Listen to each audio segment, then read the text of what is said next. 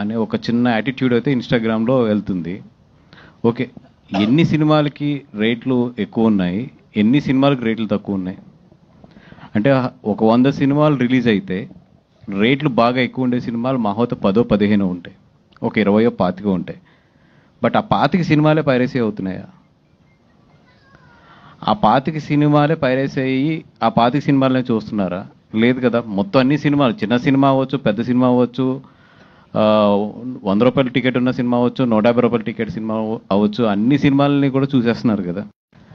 రేట్లు పెంచేశారు అందుకని చెప్పి పైరసీ జరుగుతుంది. అందుకని ఆ పైరసీ చూడటం తప్పు కాదు అనే ఒక చిన్న యాటిట్యూడ్ అయితే ఇన్స్టాగ్రామ్లో వెళ్తుంది.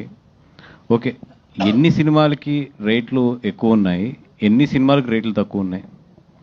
అంటే ఒక 100 సినిమాలు రిలీజ్ అయితే రేట్లు బాగా ఎక్కువ ఉండే సినిమాలు మహోత 10 15 ఉంటాయి, ఒక 20 25 ఉంటాయి. బట్ ఆ 25 సినిమాలే పైరసీ అవుతున్నాయా? ఆ 25 సినిమాలే పైరసీ అయ్యి ఆ 25 సినిమాలనే చూస్తున్నారా?